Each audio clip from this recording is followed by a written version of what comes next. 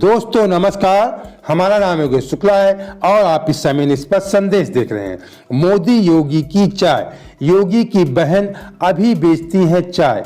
दोस्तों जो मैंने ऊपर मोटे से लिखा है मोदी योगी की चाय, इसका मतलब है कि पूरा आप सब जानते हैं, पूरा देश जानता है कि मोदी जी खुद कहते हैं कि मैं बचपन में चाय बेचता था और ये जो जोर से कहते हैं कि एक चाय वाला प्रधानमंत्री बन गया है। लेकिन शायद प्रदेश और देश के बहुत कम लोग जानते हैं कि योगी जी का भी चाय से रिश्ता है। योगी जी ने खुद चाय नहीं बेची, लेकिन उनकी छोटी बहन शशि आज भी चाय बेचती है उत्तराखंड में। दोस्तों ये बात सुर्खियों में तब आई जब योगी जी 2017 में मुख्यमंत्री बने और 3 टप्पर वाली, देख लीजिए ये दैनिक भास्कर ने भी छापा था, 3 टप्पर वाली दुकान में चाय बेचती हैं योगी की बहन। दोस्तों आपको बता दें एक छोटी सी दुकान है, 3 टप्पर का, जैसे आप देखते हैं झोपड़ी में या टीन छा के लोग चाय बेचते हैं, तो उसी तरीके योगी जी की बहन, उनका गुजारा पहले बहुत बचपन, उनकी 14 साल में शादी हो गई थी, उनका गुजारा नहीं हो पा रहा था तो उन्होंने भैंस पालना, किसी से उनका गुजारा नहीं हो पाया, तभी उनके गांव के करीब 2 किलोमीटर पास में एक मंदिर था शिव पार्वती का, जो काफ़ी लोग वहां दर्शन करने आते थे, तो उन्होंने फूल प्रसाद और चाय का अपना काम शुरू किया, जिससे अपना जीवन बसर उनका चलने लगा। ये बात सुर्खियों में तब आई जब 2017 में, आपको बता दें, योगी जी मुख्यमंत्री बने। तब मीडिया वाले तमाम कैमरा लेके उनके सामने पहुंच गए, तो उन्होंने पूछा किस बात के लिए आए। तब उनके पति जी ने कहा ये योगी जी सीएम बन गए हैं, उसी के लिए आपसे बात करने आए हैं। इसके बाद मैं एक वाकया और आपको बता दूं, जो आप देख रहे हैं ये फोटो तब की है जब एक टीवी इंटरव्यू के दौरान योगी जी से इंटरव्यूअर ने पूछा कि आपको पता भी है कि आपकी बहन किस हालात में रहती है, और उस इंटरव्यूअर ने योगी जी को योगी जी की बहन की फोटोएं दिखाना शुरू किया, जिसमें उनकी बहन घास भी काट रही है और चाय भी बनाकर बेच रही है।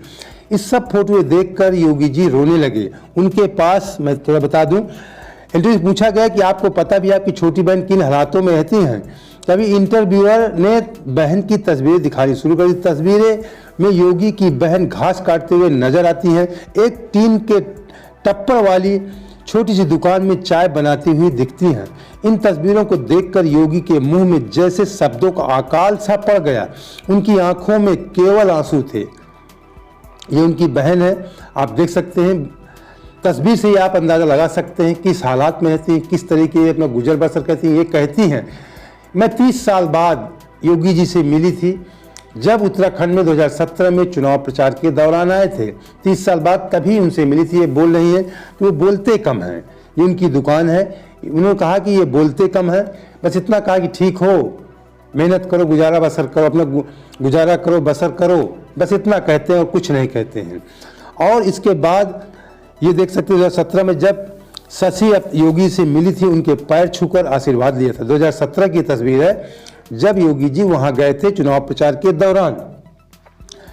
और ये लोग कहते हैं, और उनसे तमाम सारे लोग कहते हैं उनकी बहन से कि आपको शर्म नहीं आती, आपका बहन मुख्यमंत्री, आपका भाई मुख्यमंत्री, आपका भाई सीएम है उत्तर इतने बड़े राज्य का। तब वो कहती हैं कि योगी मुख्यमंत्री बनने के बाद कई लोग मुझसे कहते हैं शर्म नहीं आती, मुख्यमंत्री की बहन होकर चाय की दुकान चलाती हो, इन हालातों में रहती हैं। मैं उनको एक ही बात कहती हूँ कि मैं गरीब हूँ, मेरा नसीब है। शर्म तब आनी चाहिए जब आप कोई गंदा काम कर रहे हो, किसी के हक का छीन कर खा रहे हो। मैं तो मेहनत करके अपनी गुजर बसर कर रही है। उनकी बहन कह रही है कि मुझे शर्म नहीं आती, मैं अपना गुजर बसर मेहनत करके कर रही हूँ। ये अभी जब योगी जी दूसरी जीत उनकी हुई तो गांव वालों के साथ उनकी बहन भी खुशी मना रही हैं, नाच रही हैं। आप देख सकते हैं किस तरीके वो प्रसन्न है। आप थोड़ा जान लीजिए क्या है मामला। 5 जून 1972 को उत्तराखंड के पौड़ी गढ़वाल जिले, पौड़ी गढ़वाल के योगी जी रहने वाले उत्तराखंड के, शब्द आप जानते हैं, पंचूर गांव, उनके गांव का नाम है पंचूर। पंचूर गांव में अजय बिष्ट यानी आज के योगी आदित्यनाथ पैदा हुए थे 5 जून 1972 को। योगी 6 साल के ही थे तभी उनकी सबसे छोटी बहन शशि पैदा हुई। 6 साल की हुई थी उनकी छोटी बहन शशि प्रदेव, जिसकी कहानी हम आपको बता रहे हैं। जैसे एक सामान्य परिवार के भाई बहन का प्यार होता है, ठीक उसी तरह योगी के उनकी बहन का रिश्ता रहा। हंसते खेलते पढ़ते लिखते दोनों बड़े होते हैं। साल 1992 आया, शशि की शादी हो गई। शशि की शादी 14 साल में हो गई थी। पंचूर गांव से 30 किलोमीटर दूर कोठार गांव में उनकी शादी हो गई थी। इधर योगी राम मंदिर आंदोलन से जुड़ गए थे। उस समय राम मंदिर आंदोलन जोरों पे था और उनसे अवैधनाथ के संपर्क में प्रभावित होकर फिर गुरु दीक्षा ले ली, शिष्य बन गए उनके। शिष्य उनकी सेवा करना चाहा। घर वालों ने, उन्होंने कहा अपने पिता से मैं वहाँ जाना चाहता हूँ, तो उनके माँ ने समझा कि शायद नौकरी करने जा रहा है। कि बाद में सब घर वालों को पता लगा कि ये तो वहाँ पे साधु बन गए, तब घर वाले चिंतित भी हुए।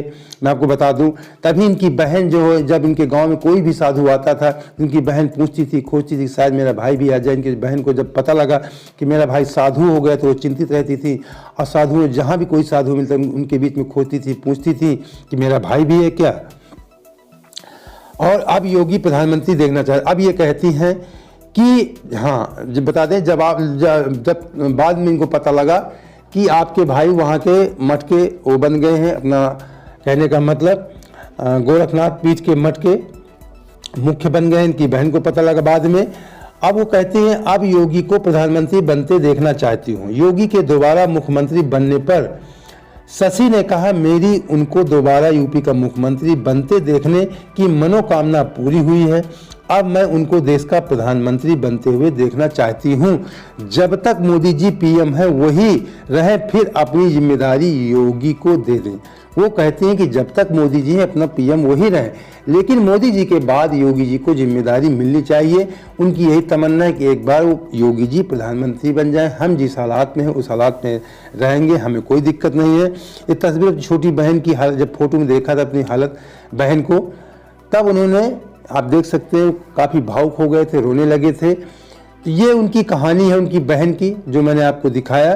दोस्तों, उम्मीद करता हूं कि आपको वीडियो पसंद आया। अगर पसंद आया, पहली बार जुड़े हैं तो चैनल सब्सक्राइब कर लीजिए, लाइक करके दोस्तों को शेयर भी कर दीजिए। The war of Russia is not only the war against Ukraine. Its meaning is much wider. Russia started the war against freedom as it is. This is only the beginning for Russia on the Ukrainian land. Russia is trying to defeat the freedom of all people in Europe, of all the people in the world. It tries to show that only crude and cruel force matters. It tries to show that people do not matter, as well as everything else that make us people. That's the reason we all must stop Russia. The world must stop the war. I thank everyone who acts in support of Ukraine, in support of freedom, but the war continues. The acts of terror against peaceful people go on. 1 month already. That's long. It breaks my heart, hearts of all Ukrainians.